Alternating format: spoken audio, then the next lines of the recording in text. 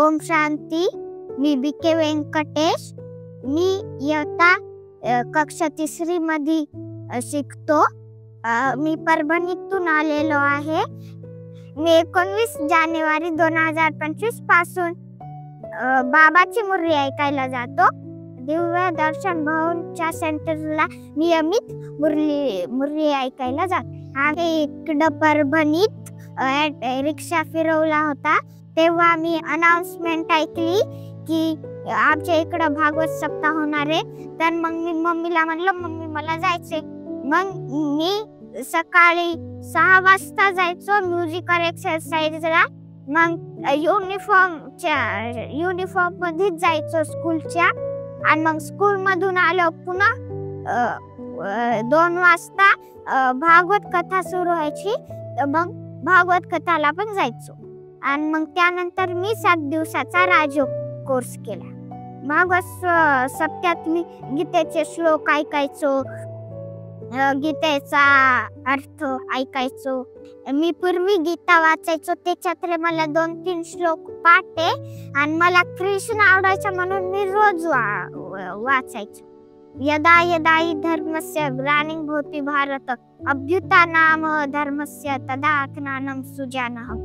जेव्हा जेव्हा धर्माची ग्लानी होते तेव्हा आपल्याला शुभाबा येऊन पावन बनवते. मी पहिले जेव्हा श्लोक वाचायचो तेव्हा मला अर्थ करायचा नव्हता. आणि मग जेव्हा दीदीनं भागवत केलं तेव्हा मला कळायला लागला. जेव्हा मी भागवत सप्ताह केला ना तेव्हा मला इतका छान वाटलं. मग मी 7 दिवसाचा कोर्स केला आणि मग मी रोज मुरलीला जातो. आता पण जातो. मुरली मला याच्यामुळे छान वाटली की बाबा आपण कसे पण असो पण बाबा आपल्याला मिठे बच्चेच म्हणतो आणि रोज यात प्यार नमस्ते करतो. मला कोर्स मध्ये सतयुगाची सीडी आवडली आणि सृष्टी चक्र आणि बाबाचे गुण. पहिला माझं शिकवलं होतं ते होतं आपण शरीर नाही तर आपण आत्मा आहोत आणि आत्मा ही अविनाशी आहे. आत्माच्या 3 शक्ती मन बुद्धी संस्कार आणि आत्म्याचे 7 गुण सुख शांती शक्ती प्रेम आनंद पवित्रता ज्ञान. कोर्स मध्ये मी हे ऐकलं की ही पृथ्वी एक रंगमंच आहे आणि तर सगळे आत्मा भूमिका करायला येतात. मी पहिले भक्ती मार्गात शिव आणि शंकरला एकच समजायचो. आणि मग कोर्स केला तेव्हा कळालं अरे की हे तर शिव आणि शंकर अलग आहे आणि शंकराचा पण बाप शिवच आहे. जसं दोघांचा अंतर आहे. शंकर तर त्याला शरीर आहे आणि शिवला शरीर नाही. ते ब्रह्मा बाबाचा आधार घेऊन ते आपल्याला ज्ञान सांगतो. आणि शिव बाबा हे परमधाम निवासी आहे, ते कल्याणकारी आहे. आणि शंकर विनाशकारी आहे आणि ते सूक्ष्म वतन निवासी आहे. आपण जसं पहिले होतो ना देवी देवता आपल्याला ईश्वर येऊन पुन्हा आपल्याला तसंच देवी देवता बनवते आणि या कलियुगाचा विनाश करते शंकर द्वारे आणि सतयुगाची स्थापना करते ब्रह्माद्वारे. आणि या युगाचं नाव आहे संगम युग.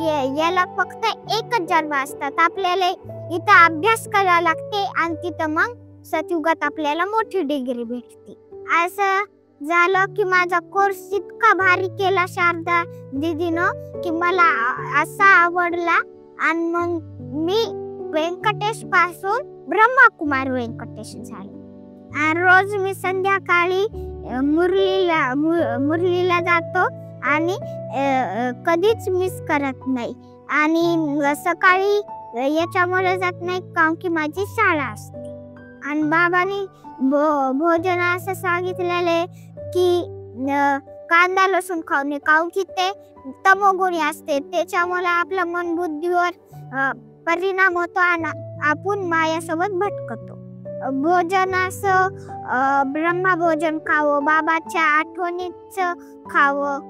मला मधुवनचा प्लॅन असा झाला की मला यायचंच होतं पण माझी मम्मी नाही म्हणू लागली. मग एका दिवशी आम्ही शिवबाबाला म्हणलो, शिवबाबा जाऊ दे म्हणणं मम्मीला.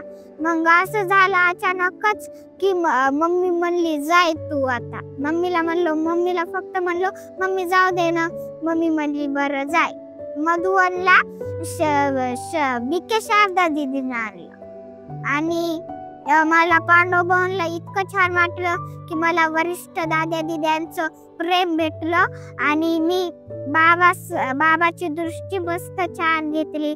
पुन्हा 4 धाम यात्रा केली.